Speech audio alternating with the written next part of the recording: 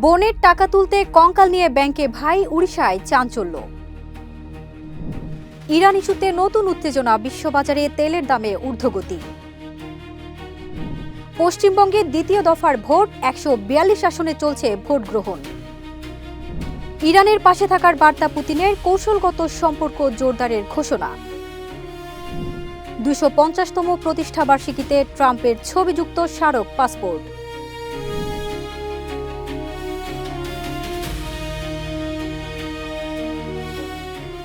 সবাইকে আমন্ত্রণ।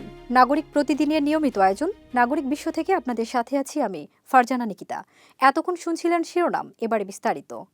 উড়িষ্যাতে মৃত বোনের টাকা তুলতে কঙ্কাল নিয়ে ব্যাংকে হাজির হন এক ভাই। ঘটনায় এলাকায় চাঞ্চল্য। অভিযোগ, বারবার জীবিত উপস্থিতির কথা বলায় বাধ্য হয়ে এমন পদক্ষেপ নেন তিনি। তবে ব্যাংক বলছে প্রয়োজন ছিল কাগজপত্রের। ঘটনার পর প্রশাসন আর্থিক সহায়তা দিয়েছে এবং জমা টাকা দ্রুত বুঝিয়ে দেওয়ার আশ্বাস দিয়েছে। ভারতের উড়িষ্যা রাজ্যে ঘটেছে এমন এক ঘটনা যা শুনলে যে কেউ শিউরে উঠবেন। ব্যাংক থেকে মৃত বোনের জমানো টাকা তুলতে গিয়ে শেষ পর্যন্ত বোনের কঙ্কাল নিয়ে ব্যাংকে হাজির হয়েছেন এক ভাই। গতকাল থেকে কঙ্কাল কাঁধে নিয়ে ব্যাংকে যাওয়ার একটি ভিডিও সোশ্যাল মিডিয়ায় তুমুল ভাইরাল হয়। স্থানীয় সূত্রে জানা গেছে, কালোরা মুন্ডা নামের এক নারী চলতি বছরের ২৬ জানুয়ারি মারা যান। মৃত্যুর আগে তার ব্যাংক হিসেবে জমা ছিল ১৯,৩০০ রুপি। সেই রুপি তুলতেই বারবার ব্যাংকে যান তার ভাই জিতু মুন্ডা। কিন্তু অভিযোগ, প্রতিবারই তাকে বলা হয় যার হিসাব তাকে সঙ্গে নিয়ে আসুন। বারবার একই কথা শুনে ভেঙে পড়েন জিতু। দারিদ্র্য, অসহায়ত্ব আর অপমান একসঙ্গে তাকে চেপে ধরে। শেষ পর্যন্ত রাগে আর কষ্টে তিনি বোনের কবর খুঁড়ে কঙ্কাল তুলে ব্যাংকে নিয়ে যান। এই দৃশ্য দেখে মুহূর্তে এলাকায় চাঞ্চল্য ছড়িয়ে পড়ে। ব্যাংকে জড়ো হন স্থানীয় মানুষ। খবর পেয়ে ঘটনাস্থলে আসে পুলিশ। জিতু মুন্ডা জানান, তিনি বহুবার ব্যাংক কর্মকর্তাদের বলেছেন তার বোন মারা গেছেন, কিন্তু কেউ তার কথা বিশ্বাস করেনি।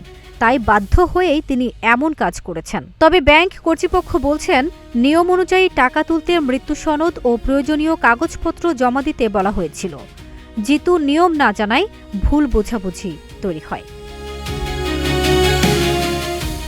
ঘটনাটি প্রকাশ্যে আসার পর প্রশাসন জিতুকে ৩০,০০০ রুপি সহায়তা দিয়েছেন। পাশাপাশি বোনের হিসাবের জমা টাকাও দ্রুত বুঝিয়ে দেওয়ার আশ্বাস দেওয়া হয়েছে। ফারজানা নিকিতা, নাগরিক প্রতিদিন। ডোনাল্ড ট্রাম্প প্রশাসনের ইরানের উপর নৌ অবরোধ বাড়ানোর প্রস্তুতির খবরে বিশ্ববাজারে তেলের দাম বাড়ছে। হরমুজ প্রণালী ঘিরে অনিশ্চয়তায় ব্রেন্ট ও ডব্লিউটিআই দুই সূচকেই ঊর্ধ্বগতি। বিশ্লেষকরা বলছেন, এর প্রভাব পড়তে পারে পরিবহন, বিদ্যুৎ ও নিত্যপণ্যের দামে। বাড়তে পারে বৈশ্বিক অর্থনৈতিক চাপ। মধ্যপ্রাচ্যের উত্তেজনা আবারও নাড়িয়ে দিল বিশ্ববাজার। ডোনাল্ড ট্রাম্প প্রশাসন ইরানের উপর নৌ অবরোধ আরও দীর্ঘায়িত করার প্রস্তুতি নিচ্ছে। এমন খবরে আন্তর্জাতিক বাজারে জ্বালানি তেলের দাম বাড়তে শুরু করেছে। মার্কিন সংবাদ মাধ্যমগুলোর প্রতিবেদনে বলা হয়েছে, ইরানের অর্থনীতি ও তেল রপ্তানির উপর চাপ ধরে রাখতে দেশটির বন্দরগুলোতে জাহাজ চলাচল সীমিত রাখার পরিকল্পনা চলছে।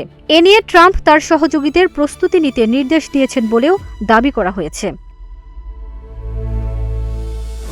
এই খবরে আবারও বিশ্ববাজারে নতুন করে বাড়তে শুরু করেছে তেলের দাম। ব্রেন্ট ক্রুডের দাম টানা অষ্টম দিনের মতো ঊর্ধ্বমুখী। জুন মাসের সরবরাহের জন্য প্রতি ব্যারেল দাম বেড়ে দাঁড়িয়েছে $111.78। একই সঙ্গে জুলাই মাসের আগাম চুক্তির দামও বেড়েছে। অন্যদিকে ওয়েস্ট টেক্সাস ইন্টারমিডিয়েট বা ডব্লিউটিআই তেলের দাম উঠে গেছে প্রতি ব্যারেল $100.50। গত ৮ কার্য দিবসের মধ্যে ৭ দিনেই এই তেলের দাম বেড়েছে। বিশ্ববাজারে তেলের এই ঊর্ধ্বগতির প্রভাব পড়তে পারে পরিবহন খরচ, বিদ্যুৎ উৎপাদন এবং নিত্যপণ্যের বাজারেও। ফলে নতুন করে অর্থনৈতিক চাপের সংখ্যা বাড়ছে অনেক দেশে। বিশ্লেষকরা বলছেন, হরমুজ প্রণালী দিয়ে তেল সরবরাহে অনিশ্চয়তা তৈরি হওয়ায় বাজারে উদ্বেগ বাড়ছে। বিশ্বের বড় অংশের জ্বালানি এই পথ দিয়েই পরিবহন হয়। ফলে সামান্য উত্তেজনাও দ্রুত প্রভাব ফেলছে তেলের দামে। ফারজানা নিকিতা, নাগরিক প্রতিদিন। পশ্চিমবঙ্গ বিধানসভা নির্বাচনের দ্বিতীয় দফায় 142 আসনে ভোট চলছে। বিভিন্ন জায়গায় সহিংসতার অভিযোগ উঠেছে। ফলতা আসনে পুনর্নির্বাচন চেয়েছে ভারতীয় জনতা পার্টি। এদিকে ভোট পর্যবেক্ষণে মাঠে আছেন মমতা বন্দ্যোপাধ্যায় ও শুভেন্দু অধিকারী। নিরাপত্তা ও ভোট নিয়ে পাল্টাপাল্টি অভিযোগ। পশ্চিমবঙ্গ বিধানসভার দ্বিতীয় দফার ১৪২ আসনে ভোট গ্রহণ চলছে আজ বুধবার। সকাল ৭টায় ভোট গ্রহণ শুরু হয়েছে, শেষ হবে সন্ধ্যা ৬টায়। এই ১৪২ আসন পড়েছে ৭ জেলার মধ্যে। এর মধ্যে আগের নির্বাচনে ৪ জেলাতেই বিজেপি কোনো আসন পায়নি। তাই এবারে যেসব আসনে নির্বাচন হচ্ছে তা তৃণমূলের জমি হিসেবে পরিচিত। সেই জমিতে এবার পদ্মফুল ফুটবে কিনা তা নিয়ে আলোচনা আছে। দ্বিতীয় দফার এ ভোট ঘিরে আগে থেকে তৃণমূল কংগ্রেসের কর্মীদের ধরপাকড়ের অভিযোগ পাওয়া গেছে। আজ সকাল থেকে বিভিন্ন স্থানে প্রতিদ্বন্দ্বী রাজনৈতিক দলগুলোর মধ্যে সহিংসতার খবর পাওয়া গেছে। এর মধ্যে ফলতা আসনে পুনর্নির্বাচন চেয়েছে বিজেপি। রাজ্যের উত্তর ২৪ পরগনার শাসনে ভোট দিতে না দেওয়ার হুঁশিয়ারি দেওয়ায় তৃণমূলের কর্মীদের তাড়া দিয়েছেন আইএসএফ কর্মীরা। এদিকে আজ সকাল থেকে তৃণমূল প্রধান ও রাজ্যের মুখ্যমন্ত্রী মমতা বন্দ্যোপাধ্যায় এবং বিজেপি নেতা শুভেন্দু অধিকারী দুজনই বেরিয়েছেন ভোট পর্যবেক্ষণ করতে। ভবানীপুরে নিজের কেন্দ্র থেকে বেরিয়ে কেন্দ্রীয় বাহিনী এবং সেই সঙ্গে নির্বাচন কমিশনের বিরুদ্ধে অভিযোগ করেছেন মমতা বন্দ্যোপাধ্যায়। তিনি বলেছেন, গতকাল সারা রাত জেগে পরিস্থিতির দিকে নজর রেখেছেন। তিনি অভিযোগ করেছেন, কেন্দ্রীয় বাহিনী জেলায় জেলায় তার দলের নেতাকর্মীদের নিশানা করছে।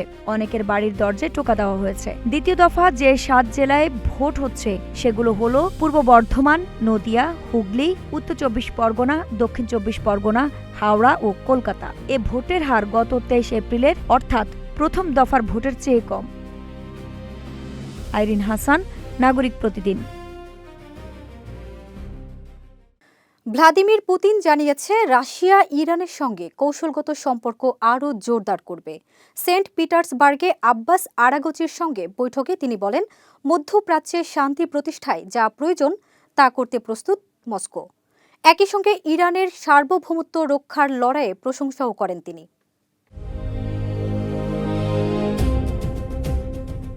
রাশিয়ার প্রেসিডেন্ট ভ্লাদিমির পুতিন বলেছেন, মস্কো ইরানের সঙ্গে তাদের কৌশলগত সম্পর্ক আরও জোরদার করবে এবং মধ্যপ্রাচ্যে স্থিতিশীলতা ও শান্তি নিশ্চিত করতে যা কিছু প্রয়োজন তা করবে।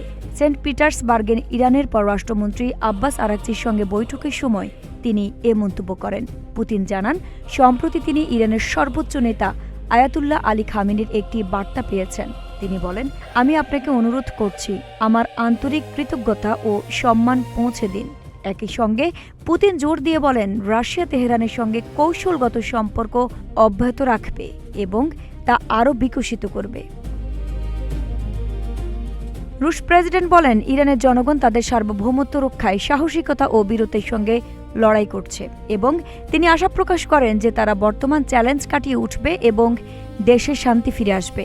পুতিন আরও বলেন, রাশিয়া ইরান এবং পুরো অঞ্চলের স্বার্থে কাজ করবে।